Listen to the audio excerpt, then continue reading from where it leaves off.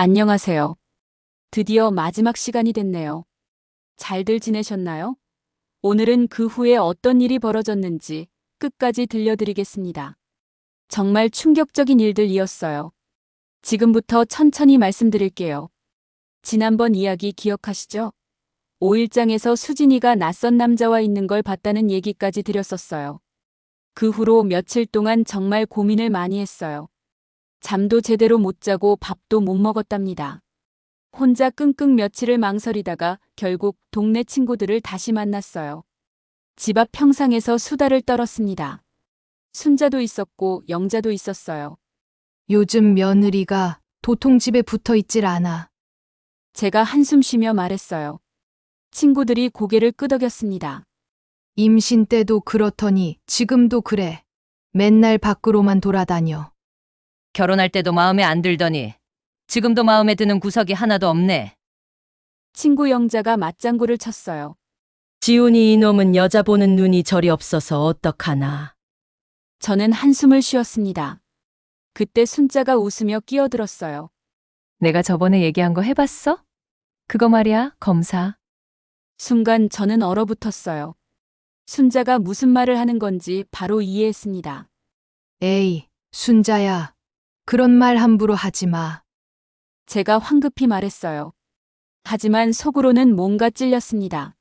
아무리 그래도 그럴 애는 아니야. 너 드라마 좀 그만 봐라. 저는 웃으며 넘겼지만 그 말이 머릿속에 계속 맴돌았어요. 집으로 돌아오는 길에 생각이 꼬리에 꼬리를 물었습니다.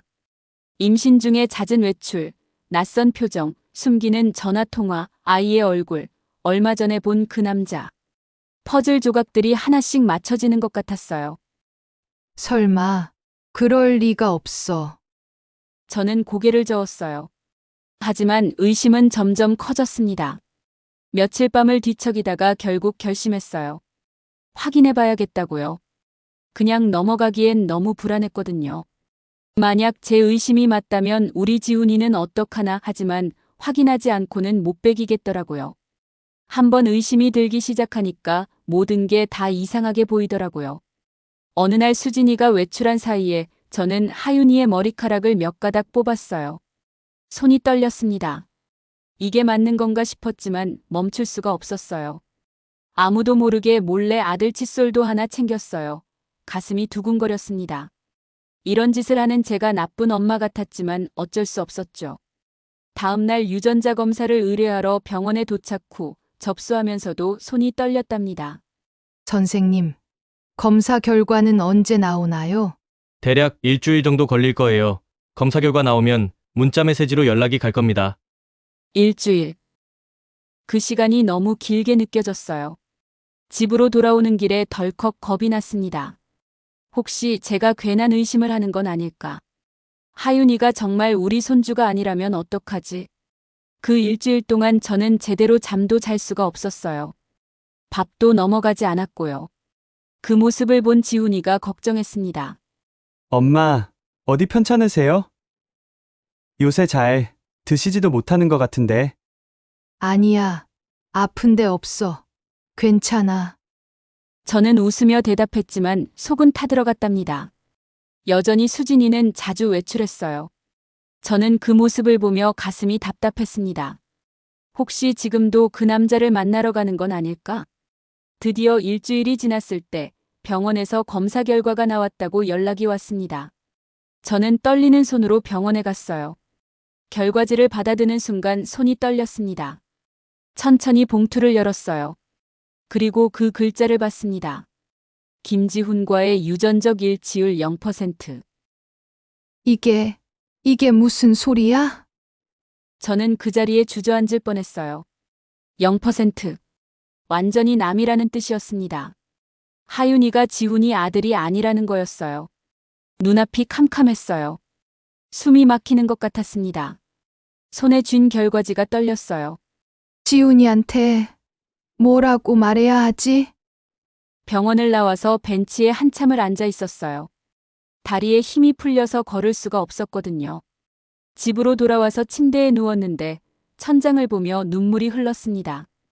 우리 지훈이가 얼마나 하윤이를 사랑했는데 3년 동안 아빠 노릇을 얼마나 열심히 했는데 세상에 이런 일도 있구나 싶었어요.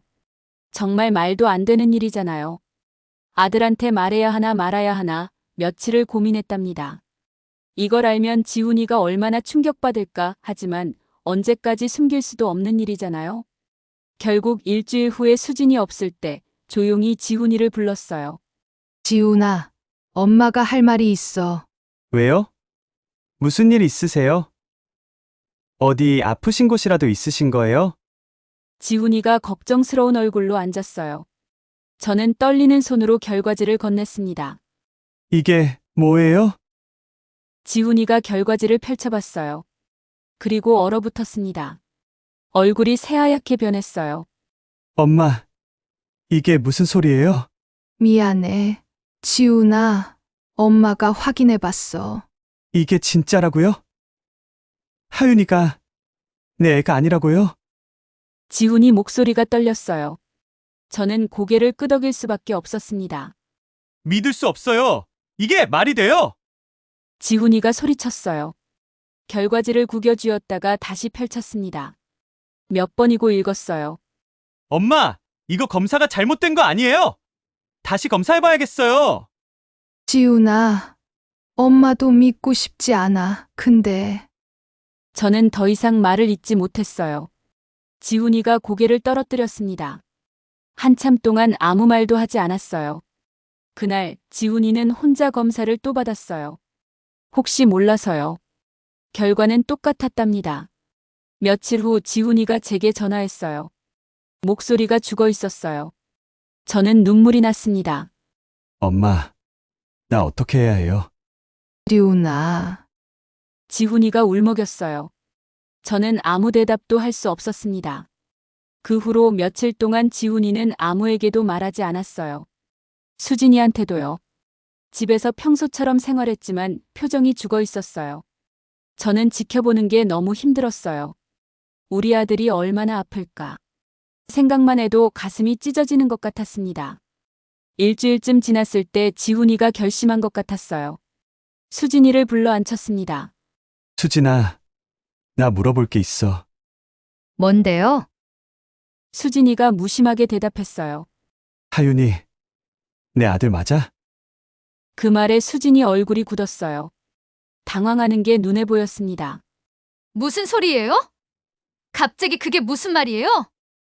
대답해. 하윤이 내 아들 맞냐고. 지훈이 목소리가 차가웠어요. 수진이는 잠시 망설이더니 고개를 돌렸습니다. 당신 미쳤어요? 무슨 소리를 하는 거예요? 유전자 검사 받았어. 그 말에 수진이 얼굴이 새하얗게 변했어요. 입술이 떨렸습니다. 그게 누구야? 애 아빠가 누구냐고. 지훈이가 다그쳤어요. 수진이는 고개를 숙였습니다.